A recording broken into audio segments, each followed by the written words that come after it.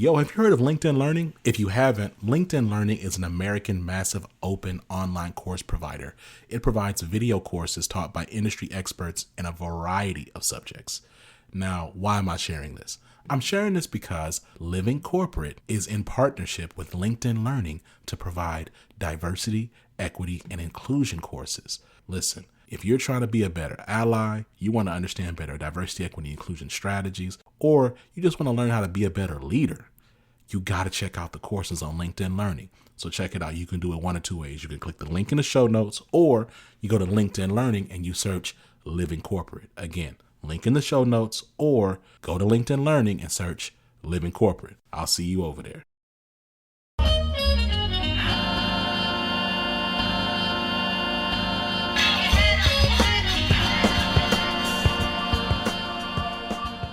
Welcome to the new group chat, Radical Change with Vonda Page, on the Living Corporate Network. And today I am super excited and happy to have my new friend and colleague, Cindi Bright, with me today. Welcome, Cindi. How you doing? Hey, Vonda. I'm good. How are you? I am doing great. Not only today are we going to talk about your book, The Color of Courage, Crushing Racism in Corporate America, which is a page turner.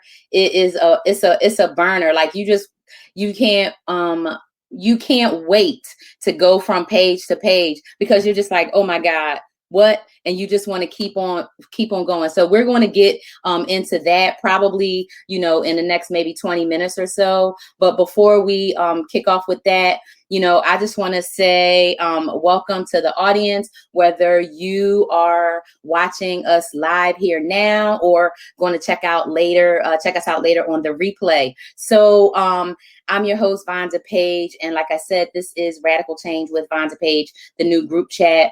And basically, this show is all about driving change, driving measurable and meaningful change. And so what I'm going to be doing, whether it's the special editions like this interview I'm doing here with Cindi today, or whether it's the Saturday edition, I'm always going to be talking to people who are trying to drive radical change, people who are like doing real stuff, people who are being courageous, bold, who are going outside of the box, outside of the norm, and getting stuff done. And so that's what this is about. And so we're just going to take it from there. But I just want to start off and just say, Cindi, welcome, and just tell me how you doing. It is a lot happening in the world right now.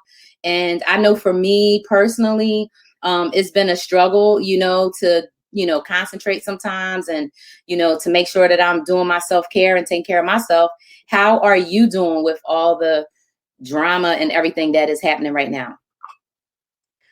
I'm so excited to be here with you, Vonda. Every time I watch other Black women step up and step into their purpose, it's just something about that gives me chills about supporting my sisters and talking about a lot of the issues we're going to talk about today. I'm actually doing good. I'm actually in the Bay Area this weekend. I'm from Seattle, as you know, but I came down here to escape and get my head together because after Labor Day, we're going to be headed. I'm politically active, so I have a lot of stuff that I'm heading into to swing and fight for with other women. So I'm doing good. I'm happy to be on here with you today. It's my pleasure to come in here and talk about this real stuff that you and our lives are like, and let's amplify your work, my work, like we're on a mission to change some stuff. So, because listen, we are, and one of the things, about your book, that really hits it is that you talk about being on a mission. And for me, and you talk a little bit, even about that evolution of getting to that point. And I know for me right now, between Haiti and Afghanistan and floods on the East Coast and fires on the West Coast, and, as a mom of a, young Black woman, I've been really struggling over the past, I don't know, maybe 2 months, really trying to help her navigate this maze and this, bumpy horrible, rough road, right, of being a young Black woman, being a Black woman here in America. And the thing that's come up recently is, so my daughter is a very dark-skinned young woman, and what she's finding and what I'm just really starting to get insight into for the first time in my life is that I am more so seen as light skinned, and I'd never realized that. So because you are a light skinned woman, I want to talk to you about it, but I want to kind of get into this. Hey, shout out to Karen. Thanks for tuning in. So I want to get into it. So my experience growing up, my mother and three of her sisters are very light skinned. So like you. So my father, who I didn't have a relationship, or I think only saw a few times growing up, chocolate dark skin, like my daughter. My grandfather, chocolate dark skin.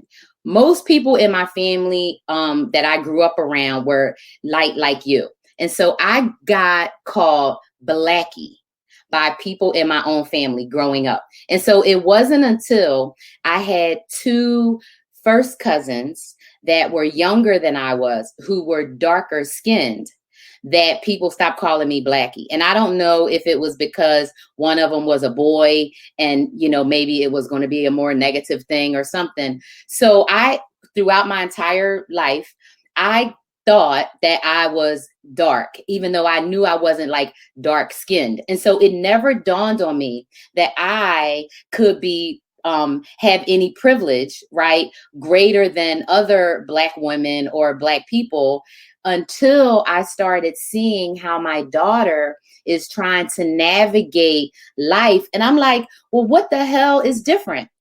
She goes to college in California. She grew up in Delaware and then in Portland, Oregon. So she has no accent. So she doesn't even do like a code switch, like how you and I have learned to do that. She doesn't even do that. She literally sounds like a Midwestern person, highly educated, because she doesn't really have any distinct accent.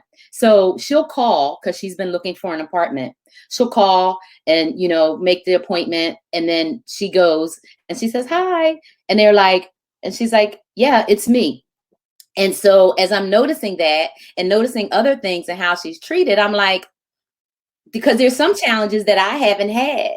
And as I'm helping her and I'm seeing how those pieces come together. So I now don't have a lot of Black women friends because I live in predominantly white spaces, and I have basically for the last 20 years, since I was like 30. And so I want to talk about, how do you think from your perspective that being a light-skinned Black woman has impacted you? So whether you talk about, growing up, right, or from college, but what does that mean and what does that look like? And just share with me something on that. Yeah, there's a lot in your statement. There's a lot that us as Black women contend with. Let me acknowledge a couple things up front. Let me acknowledge the fact that I recognize that my light skin in corporate America has given me access.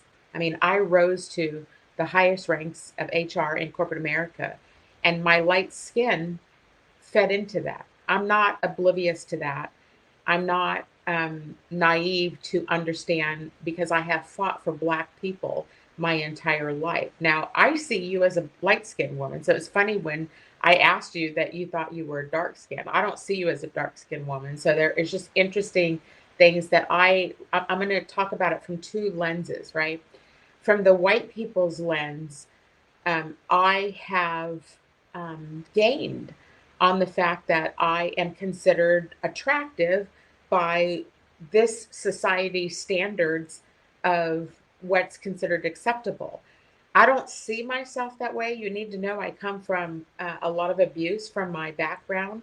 And so when you are raised and what's beaten into you is that you're inferior, I've never seen myself as a beautiful Black woman.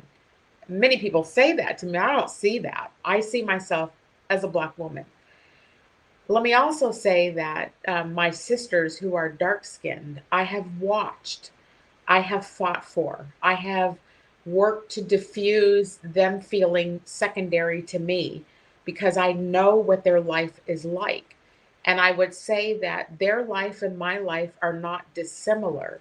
It's the degree of rejection that we both experience. So I experience rejection from both Black people and white people because I have this mixed skin. And then I experience rejection.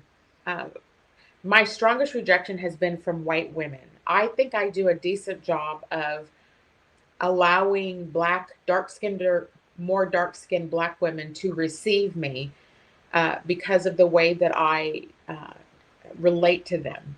And so I recognize that that's something I have to deal with at the onset. And so, you know, the colorism stuff is real, Vonda.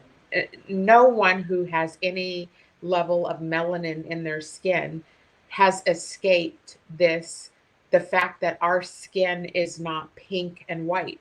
And Mm-hmm. so, even though they will spend billions of dollars a year to tan and to put makeup on and to put Botox in their lips to look like us, they still don't accept us. And so I'm not naive in that. And so I receive, you know, you when you reached out to me, and then when I talked to you and you were like, you consider yourself dark skinned. I'm like, Jesus, my father was dark skinned. My father was jet black. And so I don't see you as a dark skinned woman, but I know you deal with the same stuff. And I'll say stuff because we're on air. You deal with the same stuff that I deal with. It's just to the degree that we deal with it. And my stuff has been no joke. So I can't even fathom being totally Black. Like, I'm mixed. Totally Black women deal with so much more stuff than I Mm-hmm. deal with. Facts. Yeah, I mean, and that is facts. And it's so funny because now that I'm an adult, I mean, I would say now for the last 20 years, at some point I figured out, right, that I'm not dark skinned in the scope of people, even though, like I said, my father, my grandfather, there's women in my family that was dark. The babysitter I had growing up, whose grandmother was a slave, by the way, right? She was chocolate dark like my daughter. And I always had Cindi, this affinity towards dark chocolate people, towards being Black. Like I always wanted to be like as Black as possible. Like I had this thing and maybe it was because I sensed internal, anti-Blackness in my really light-skinned relatives. Maybe that's why I wanted to be more like Black and dark, because maybe I thought that being darker skin or being considered dark would make me like stronger and or something. So I just always had this thing, and I've always admired dark chocolate, dark skinned women, especially like if they have a really like an ethnic Black sounding name. I always wanted that. Like I always wanted to be as Black as possible. And I think it's so interesting because now, right, as I'm doing so much more of this work, and when you do the anti-racism work, you delve into yourself, right? And you start figuring yourself out, and you're like, and so for me now, right, at 52, to be learning like where my thoughts, right, and behaviors and concepts come from, right, around colorism and color and how I think about myself and other people, it's so fascinating. And so when you then You know what, Wanda? You know what's interesting about what you're saying? The Most of the world doesn't know, and I've started speaking more openly about it. But during the end of 2019, 2020, I had battled breast cancer, and when I was in that process of uh, getting my health back, one of the things I did was the 23andme.com, mm-hmm, because genetics play a huge part in, even though there's no breast cancer in my family, which is a whole nother issue all in itself about Black women's health. Um, but what was fascinating when I got the results back is I am way more white than I am Black. My mother is German. The statistics around my DNA were like 60.4% French and German. My grandfather, who my mother never knew. Um, so I'm more European, but the fact that my skin has a few shades darker than my mom has propelled me into the world as a Black woman, and I identify as Black. And I think that comes from, if you, I don't know if you've listened to my TED Talk. I have a TED Talk that's Yes, out I where I have. talk about when I find out, when I come home and I tell my mom that I've seen a Negro today. And she says, honey, you are a Negro. And I'm like, no, I'm not. Like, to have to deal with America's standards of race and where I belong in this world and the way that I'm treated in this world, it doesn't matter that I'm technically more white than Black. The world has treated me, because I don't have pale white skin, the world has treated me accordingly. Mm-hmm. And so it's the same issue you're talking about with yourself and with our dark skin. All of my relatives are all dark, my father's side. So, and my son, who, by the way, my son shows white. You would never know my son is Black because I'm half white and his father is white, Mm-hmm. but he Mm-hmm. identifies as Black. So it is fascinating. It is fascinating. And it goes to show the whole thing around race being a construct, because you can identify however you want. So when I did my DNA, the first time I did it, you know how they update it because they get more information or whatever. The first time I did it, I was, you ready for this? 87% Nigerian. And I was pissed that I wasn't darker. I'm like, well, then why am I not dark? I want to be African Black, like in my mind, right? But genetics skip generations. Exactly. So Exactly. why this is so important to talk about is because our children, like I've said to my son, right? Because your daughter is dark. What I've said to my son is, because he shows white, but he married a brown woman. And so my daughter-in-law is a mixture of Japanese and Filipino. And so, I'm out in these streets fighting all this racism stuff. And I think on one hand, they're proud of me. And on the other hand, they're like, Jesus, we don't know how to deal with our mom.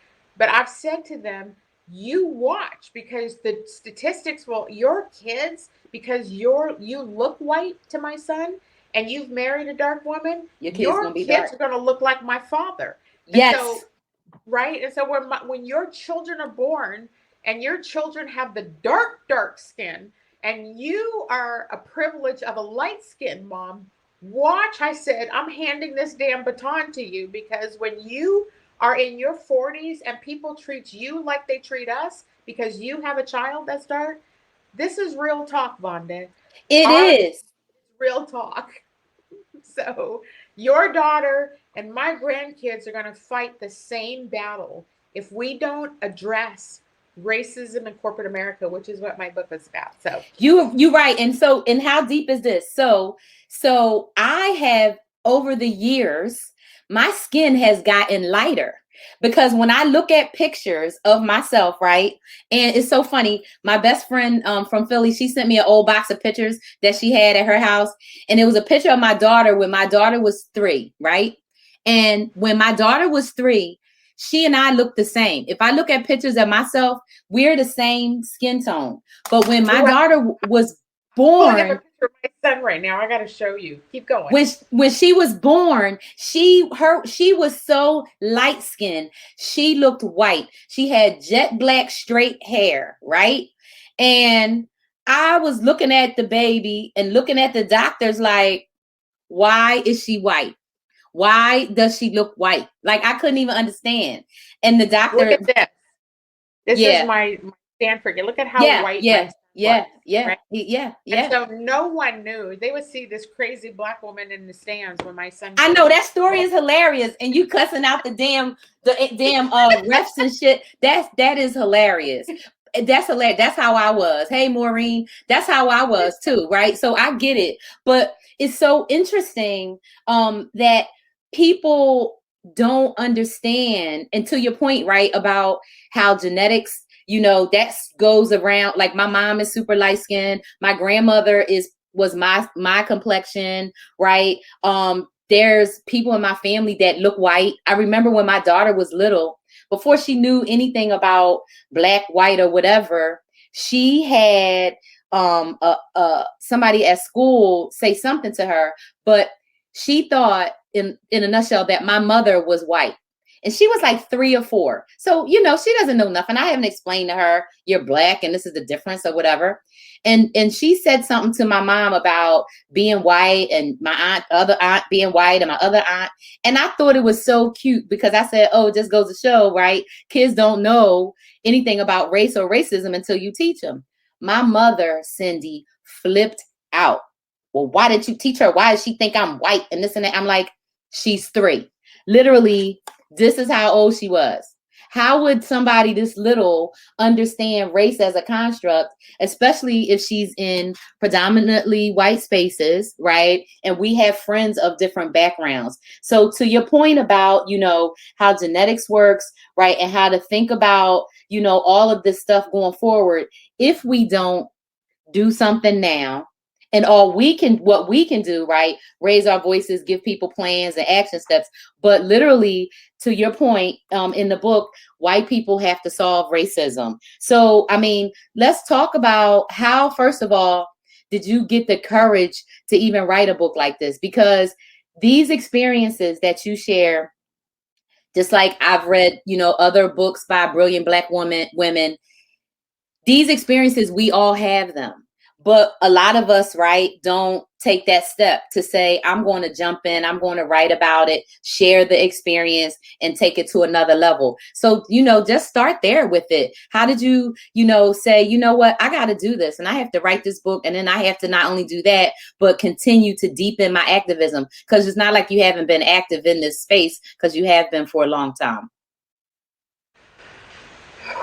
I'm taking a deep breath. I know it's a lot. Yeah, the truth about my book is this. So, for your listeners that are listening, my book is told. It is written in a novel style. So it is not written from an academic perspective on racism. It's not written from a historical perspective. It's written by telling one of a zillion stories about what went down with me when I was publicly fired in 2012. I was a head of HR, so I had risen to high ranks in corporate America in a financial services firm.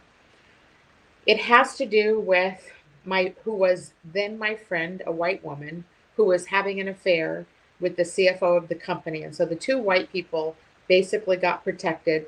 And the Black woman who was trying to actually help my friend became their scapegoat. And it ended up in a nasty employment trial. I'm going to answer your question here in a second. Every white person in this company, the lowest amount of money that this company wrote to them was $250,000, including my friend. I remember the judge in my trial was like, WTF, like, why is Miss Bright? I mean, it was very clear it was racism, but here's what happened and why I wrote the book. My verdict, I won the trial. My award was to get my wages back for 2 years. It was roughly $500,000. And to get my attorney fees paid, which was 7 figures to get them paid. To this day, my verdict is still considered the second largest employment verdict in the state of Washington. But when you win a verdict of $500,000, which is wages, and you pay half of it to taxes, and then you try to your life has been destroyed by the stroke of a pen of a white woman who puts her voice forward, and they take her side and protect her and her man. I knew, I will tell you completely, when the verdict came in, I was picking up my son from the airport and my attorney texted me and told me we won and here's the amount. And I remember saying, is that all? I then texted my therapist at that moment and I said, here's what went down. She's a white woman who helped me tremendously. And she said to me in a text message, your work is not over, Cindi. Because let's just be real. If that trial would have happened in today's world, in the Donald Trump world, I'd be retired. And my Black behind would be laying on a beach someplace, not caring about anything else because I've paid my dues with corporate America. But God knew more.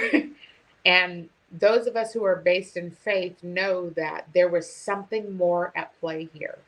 And so my courage to write this book, I started this book in 2014 after the trial. And the book was basically, I don't remember how many pages, but it was full of rage, swear words, and pain over what these people put me through. And the fact that a white woman who was the problem, walked away, retired, wealthy, and married. And the Black woman who was trying to do the right thing lost her home, her money, like everything, to be able to fight for the rights of other people. Now we're in 2021. I have no regrets about the fact that, I have spent a lot of time in prayer, in church, in community to go, this message was meant to get out into our world about what is really happening to Black women. And so here I am today to say I sat down in the pandemic. I had breast cancer. I think you saw that in the book. I had to face my mortality, and the things that were coming up to me were, if I'm going to die, God, now, which I'm not, it's in remission, but God wanted my voice out there for us. And so I unapologetically speak out about what is really happening. And I tell it through stories, not through lectures. I'm not trying to preach to people, and I'm not trying to teach them about history. I highlighted the characters, and I want every person who reads this book to ask themselves this question. Am I any of these characters in this book? Or do I know somebody who's a character in this book? Because 100% every Black woman will see this story. And if white women have the courage to face what's really happening, they will see themselves in this book too. So that's a 5-minute answer to your question about how did I decide to do this and why did I find the guts to just put it out there. But it's 5 minutes of gold. I'm gonna just tell you like that. Not, so it doesn't even matter. This is a snip. Like I'm writing it like so because I mean, and Karen even said it in the chat, right? It's like this has to stop. This has to stop. And the only way that it is going to stop, right, is we have to talk about it, to your point, right? We have to find the courage to be brave, to be vocal. When I had Angel Henry on, right, the first week and the second weeks, right, to talk about her book, Dents in the Ceiling, she said the same thing that you're saying, is that we have to talk about it, right? And Black women have to share our stories. But the thing is that the white women, those women who work in HR, those women who work in legal and employee relations and have all of those jobs, right? They need to be doing things differently. One of the notes that I wrote down here was, how racism in corporate America, it really seems that HR is the hotbed of it. And so I want to talk to you because you are an HR professional, how many years, but I want you to share a little bit about just HR as an industry, right? As a discipline, how that has evolved to now. It's just, how do HR professionals keep companies from getting sued by employees, right? So what my book calls for, I spent 3 decades as HR. You're going to think right now that you are in church when you hear me talk about this. Let's bring it. HR is the fundamental freaking problem in corporate America. And I call for the destruction and demolishment of that function. Let me say a couple things about this. Number one, Black women are only getting functional roles. And what I mean by functional roles is HR, legal, finance, marketing. The corporate America does not see us as profit and loss people, the business side of it. So many of us get on these back office jobs that are paid a fraction of what P&L responsibility garners. And then we get into these 99.7% white HR departments who are these minions, and I believe I used the term minions in my book, who only want to enforce rules and power. They have no interest in helping people. And HR as a function should be a function that advocates for people and finds the equitable lane of business and people. I said this on a podcast yesterday. I'm not anti-business. I'm anti-exploiting Black women for profitability, and we don't get to share in this profitability of any of these organizations. Now, these HR departments are full of uneducated. That's going to get me in a hotbed to say it. But No, they're it's full of not. uneducated, power hungry, first time in their life that they can actually have a real job. Yeah, I said that.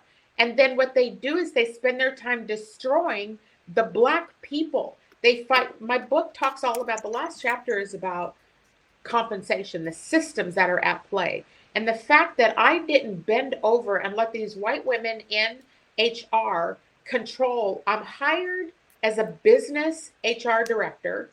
And what they were trying to force me to do is push their freaking paperwork and push people into, 60% to market jobs, and threw in my face in my trial the fact they said I was abusing my authority because I gave a Black person a significant increase.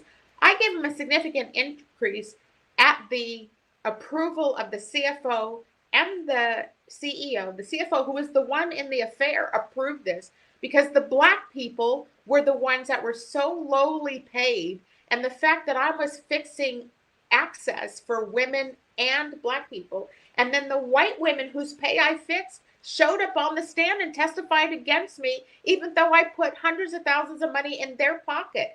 They give zero. I'm trying to not say what just came to my mind, but they don't care about us. They only care about getting what they want to get. And then they move on and they testify to destroy us. Human resources functions, what I call for is the destruction of those functions. And I call for business to stand up, Black and brown businesses that solve these business problems, outsource the freaking transactional stuff. Anybody can push payroll. Anybody can push benefit stuff. That doesn't require education or skill. But get Black women and Black people who understand economics, money, and progress, and let us help businesses solve these problems. That is my call for action. And we're going to do it. And I'm with you. And that is what's going to happen. Because the thing is, I mean, you said so much there. I mean, I have chills. I've been in church, like, since we started talking. I've been in church. And you said so much. Because that's the thing, right? Is that, first of all, these hard truths, these words that you and I are sharing together, that we are spitting out here into the universe, have not been talked about with the people who need to hear the conversation, right? So, because if you were to have this conversation at an employer, somebody that's paying you a check, and you're going to talk about, demolishing HR and how HR, should be at that intersection of people and business, working together. People would throw you out the room. They would be like, what are you talking about? Because nobody is trying to hear it, right? And so that's why forums like this have to bring your book to the... And because of this, Vonda, because we are speaking out, we are paying the price for it, even as self-employed people. We Absolutely. Pay the price. Absolutely. Because I lose, Cynthia just commented about gatekeepers.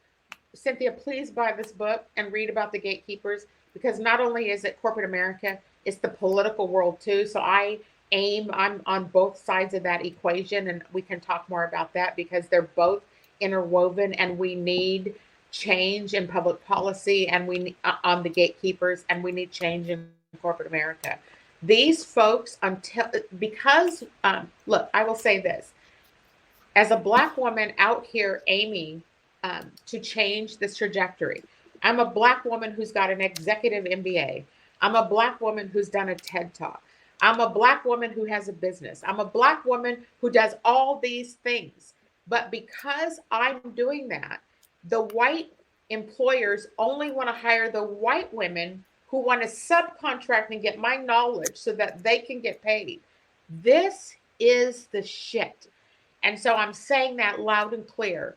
They want to use our stories and our knowledge. The Robin DiAngelo's, my book talks about. They want to use us to profit off of us, to fix the very problem we've been out here speaking about for I don't know how many freaking years, but They don't want to hear us, because when they hear me, listen to how I talk. Right. I'm 57 years old. I'm passionate. I'm tired of dancing on freaking eggshells to talk about it. You either get real with yourself or not. You get real or not. And that's how I am too. And so what I've learned is that what that does is it frees you up from a lot of stuff, right? Because you are very clear, right, on your mission of what you're trying to do. I'm very clear on my mission, and I'm also clear on what I'm good at, right? And Precious L. Williams, who is the pitch master, she's one of my coaches. I have a lot of coaches, and she's one of them. And one thing, she has a term that she used, and she calls it your zone of genius, right? And I don't consider my zone of genius being an anti-racism educator, because I really don't have the patience, you know, to like educate people on things that literally they can educate themselves on. But I'm an activist, but I consider my zone of genius being a change leadership, right, expert, right? I'm leading change leadership. And so for me, you're doing a little bit more in that space than I am, Vonda. I know you and Karen are doing that interracial sisterhood, and I called you a couple of days ago about that because my heart is torn over it, right? My heart is torn over the fact that my sisters are trying to do this work, and I'm trying to help my sisters, and I'm exhausted at the same time. Yeah. And I don't know how much, it's like, how much can we do? And so, because I'm only, a month out or a month and a half out of releasing the book, I'm like, for now, buy the book. And let me use that as a method to help women. I'm not saying I'm not going to join you guys. I just am mentally taxed over how much work. This is what people don't understand is the black tax, right? The black tax of what it costs us to do this work in our personal lives, in our professional lives. Every juncture I turn, I've got to educate white folks on stuff to me that is so basic. And that's why I don't do that part of it. So for me, right, and even like with the interracial sisterhood is the effort, right, that you're talking about. It's not going to be about educating. It's more around people will have to already have done a good deal of homework. You know what I mean? To really be effective in that space, right? And people have to be open and accountable. So back to, it all fits together, right? With the whole way we think about HR, the whole way we think about, crushing or dismantling racism. And it's really around for those people who do have the power, right? Those white women in HR, especially, and those white women in other parts of the organization who have that proximity, right, to those in power that they continue to support. So, when you were talking about those white women who had the opportunity to benefit, right, from the work you did, just like white women have benefited from the EEOC, creation and all of those other laws, right? It really boils down to when they have the power and opportunity to do something different, right? To speak up or to take an action that's going to do it, are they actually going to do it? So one of the things let's talk about that, because one of the way that I met you was through the interracial sisterhood work, right? The meeting that Karen Fleshman, who, by the way, talk about badass white women. She's the one. I'm having dinner with her tonight. I'm in San Francisco. That woman is my sister. Karen Fleshman set up this meeting, and to give you the Cliff Notes version, there was a white woman who just did not understand any of this. And so I happened to be with her in a subgroup, and it became so painful to me. I was like, WTF. Many of the women of color in that meeting were private messaging me and saying, thank you, Cindi, all that. But I ended up setting up other meetings because that white woman, after that meeting with Karen, I Googled who this woman was. And when I seen what this woman does and the power and influence that she has in the Silicon Valley in the space that we're talking about, and she just did not have the acumen that's necessary to be in that space. And so, I have a couple, 3 meetings with them because she tells me that she wants to talk to me about this. And then the long story short is I pitch business to her, and she says, yeah, let's do this. And then I meet and as soon as they find out my fee, they say, I'm sorry, we don't have the money to do it. And so that is 100%. White women are predominantly it's a performative exercise. Mm-hmm. If they understand and believe this, then and I look in that particular company, I Googled them and I saw the venture capital money that just got put behind them, which is umpteen $1 million. The fact that they find my fee unreasonable and when they are funded is strictly about, I don't see your worth. I'm not going to put that kind of money behind you. I'm not used to seeing women like you make that kind of money. You want to take my expertise. You want to take my pain. You want to take my education and you want to profit off of it, but you have no intentions of paying me to help you. That shit is real. And it goes on with many Black women that I talk to. We all look, Business School 101 teaches that supply and demand dictates higher fees. The market, that's right. Supply and demand.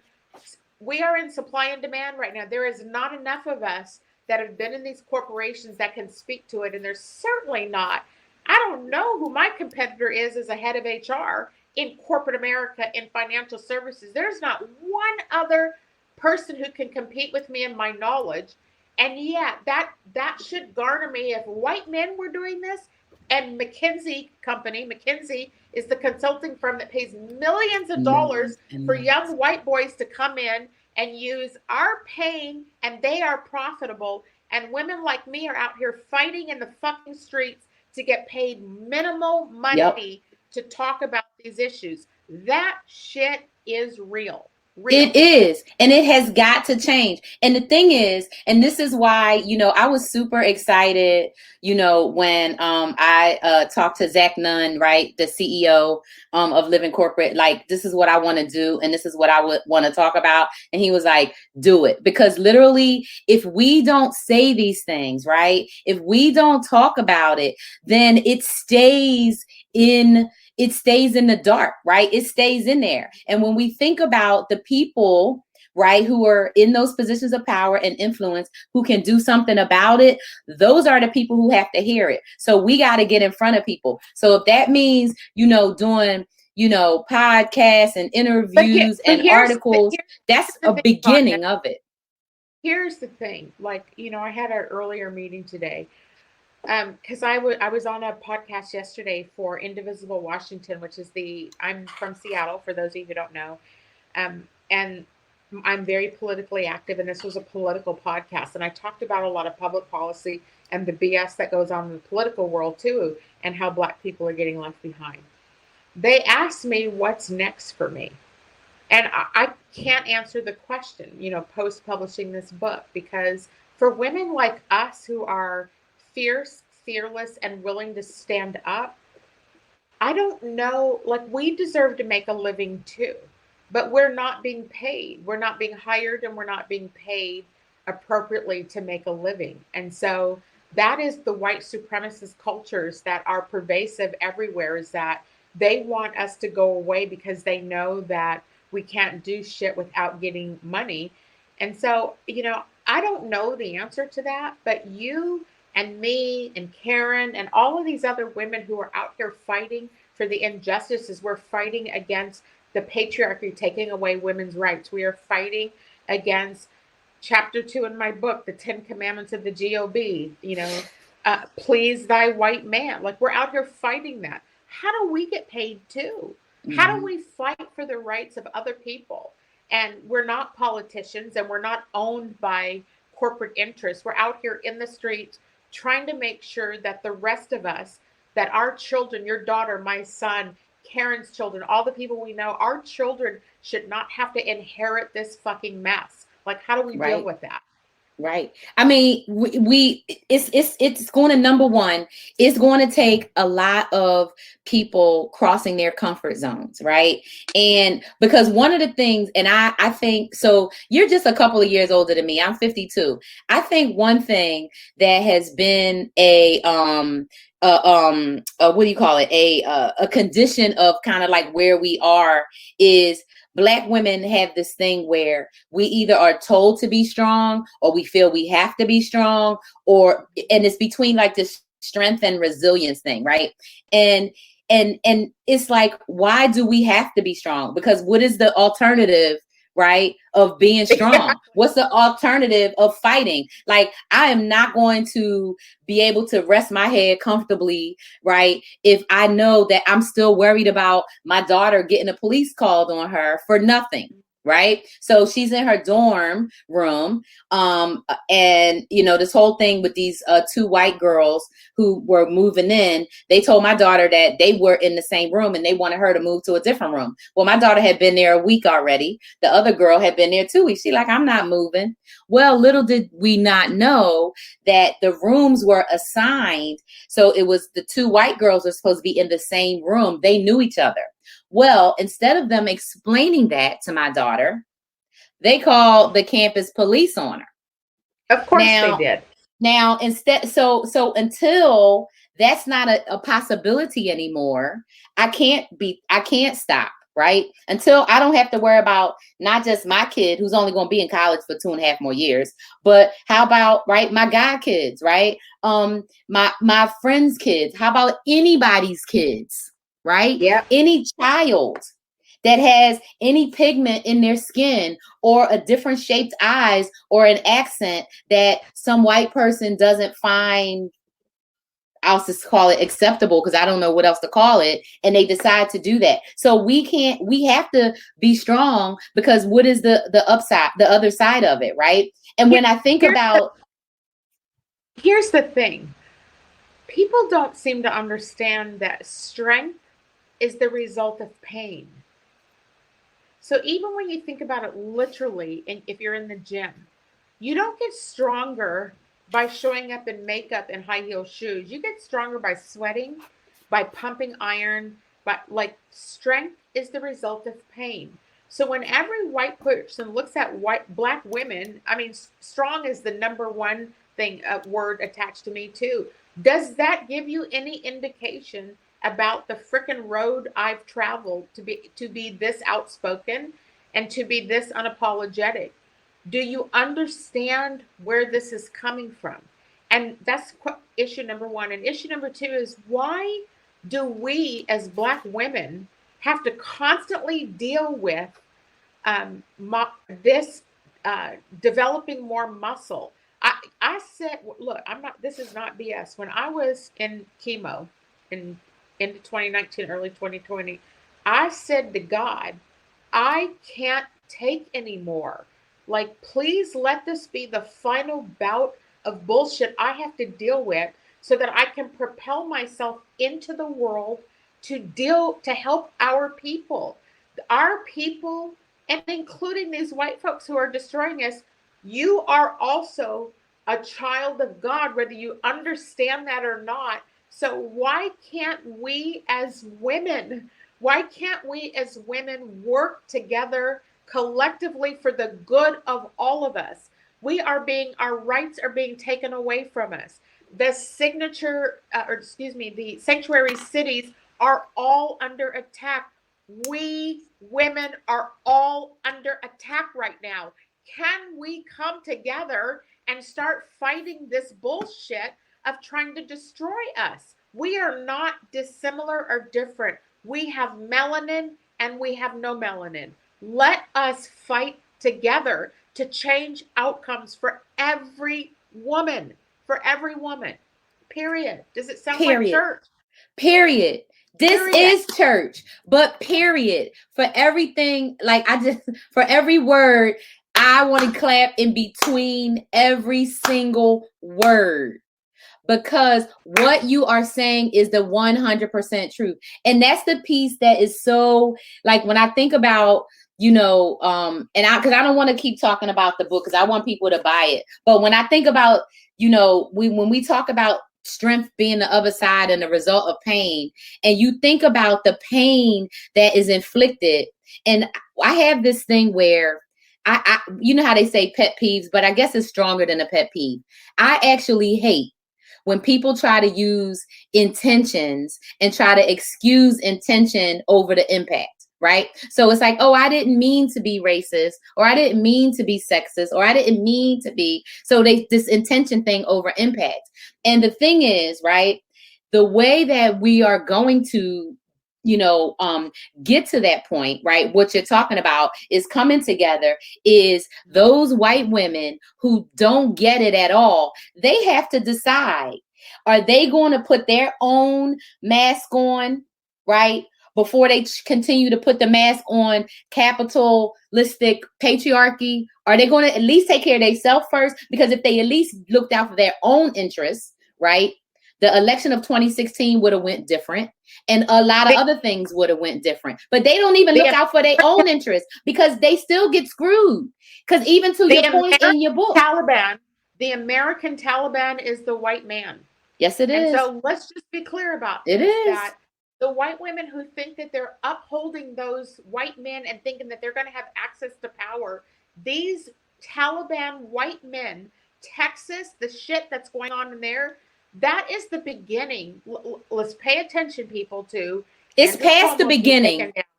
They are taking down the sanctuary cities. I'm here. You guys have here in San Francisco 10 days before we find out if the governor is recalled and the attorney general.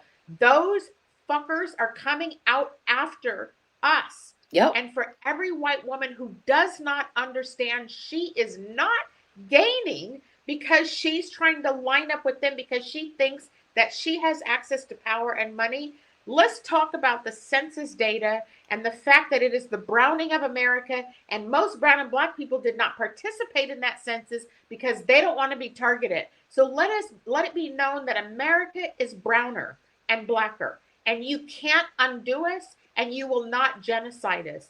Women like us are not going away. Nope. We are equipping this next generation. Yep. We are making sure our children have the intel that they need. We are fighting the systems that need to be fought. We are marching in Washington. We are doing everything we need to do to make sure your children do not suffer the way we have suffered. Period. And we are, and we not, and I have chills because I'm just like I was telling Karen Fleshman the other day, all these like old Negro spirituals coming back to me, right? When you talking, and I'm just like, we ain't tired now. Like, I'm just not going to be tired. Like there is no rest, right? Because we're not going to see, everything get better in the next 50 years. Right. But the results of that, right? Your son, my daughter, Karen's kids, other people's children, other generations, right? Not only in our country, but around the world. If more people do what we're doing, more people find their inner courageousness, right? More people feel more confident about using their own voice, right? Then we can do it. But literally, people have to wake up. So if you take the whole California recall situation, I mean, people literally are asleep. They don't understand the impact of that. They don't understand Larry Elder and what his plans are. They are clueless, and they don't know who. Do you have another hour? Do you have another hour? Look, these people are clueless.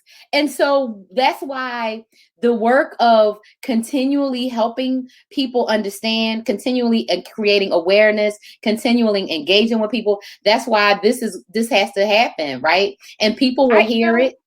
Fonda, I would say this, I tried, my book had so many edits to it because I tried everything in my power to be respectful about how I wrote it. I did have in the initial draft, the fact that white women will do anything for a dick or a dollar. And then I toned it down and said men are money. But let's just be clear about a couple things, right? The money aspect of it, like we all need money. So we have to live. This is how our economy, this is how we live. Capitalism. It's the relationship with money that I'm calling into question with people. And so, the podcast I was on yesterday, I'm like, look, I live in Seattle where Amazon's moving out of Seattle and they're moving into Bellevue. I'm not an anti-business person, but I'm like, when they move into the town I'm in and they're paying $12.50 an hour and we've been fighting for 15 years for $15 an hour, and studies have shown it takes $32 an hour to be able to afford to live there. We're just our relationship with money is so skewed. And so the white people who believe that they have to have every damn dollar for everything, God bless you for thinking that that's going to bring you happiness. I do need a new car.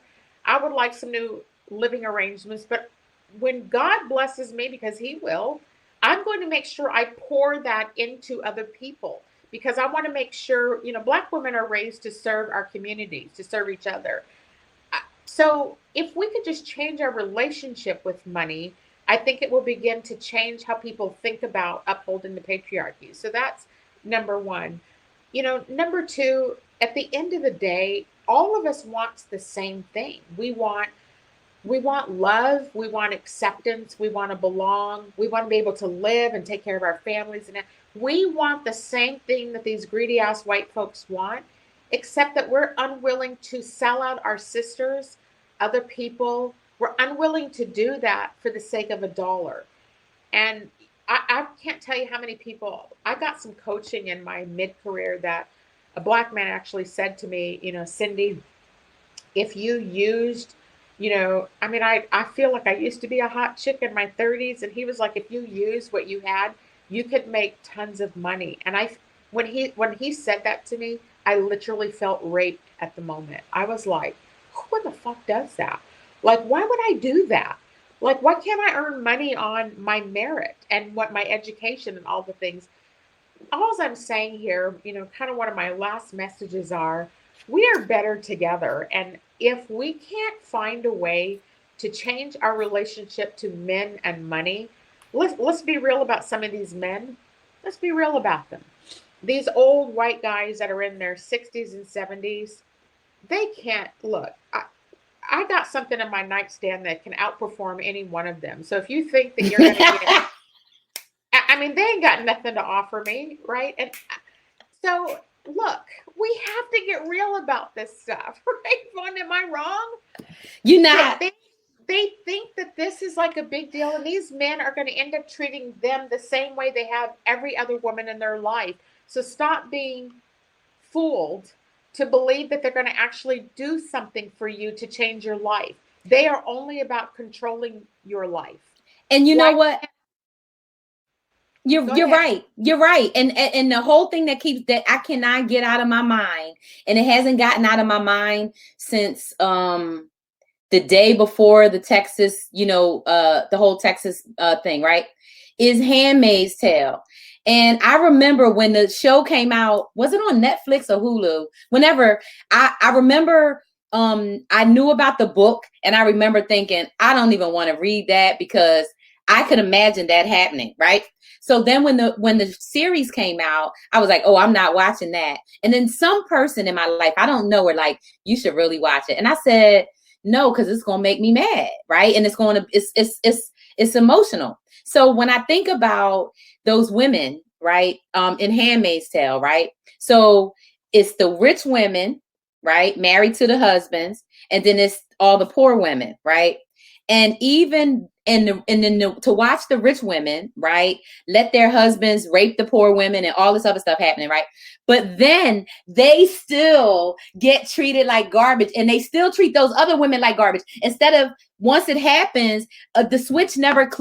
I always say the switch doesn't flip. The switch doesn't flip for them, and they don't say, "Oh shoot, it's me too. I am them," but they got me believing that if I side with them, but the truth is they're going to treat me the same way. But the difference is what they don't understand yet is lineage, and one of the woo-woo terms is karma. But what they don't understand is that they're creating a cycle of harm for their own family. That's right. So I think you and I know me. I come from a lineage of abuse. Me too. And I have a white mom.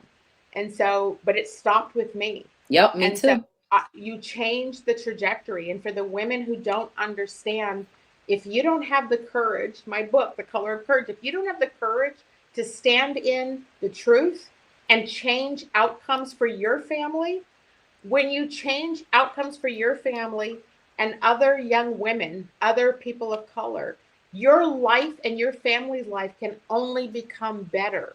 When you stay in the space of harm and destruction, do you remember the movie The Family That Prays, P-R-E-Y? Oh, yeah, Tyler Perry. So remember when Alfred Woodard, I use this regularly. When she was talking, her daughter was Sinead Lathan, and she said, "Where did I go wrong with you?" She's like, "Honey, you cannot find good on creating pain to somebody else." That is my message to the audience. Say it again. You cannot prosper. You cannot have good in your life when you create harm in other people's life. It's just not the law of the universe. You can call it energy, you can call it karma, you can call it faith. What you put into the world, the seeds you sow in this world will truly come to harvest. So for those women who are continuing to plant seeds of hatred and greed, the only thing you are going to receive in your lineage, it may not even be in your lifetime, in your lineage, you are going to reap the seeds that you sow.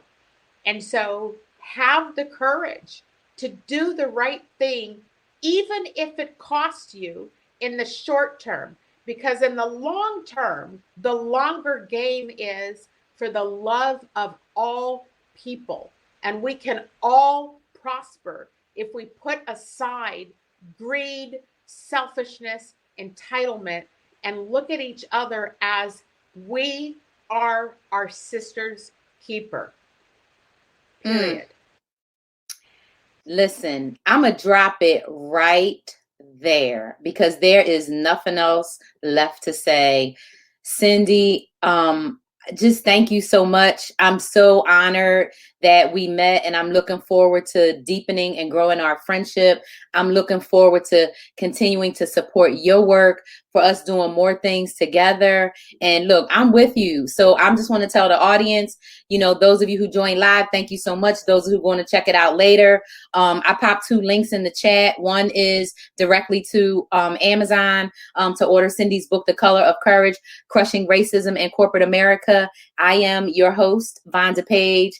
This is Radical Change with Vonda Page, new group chat on Living Corporate, and I will see you on Saturday. Thanks again, Cindi.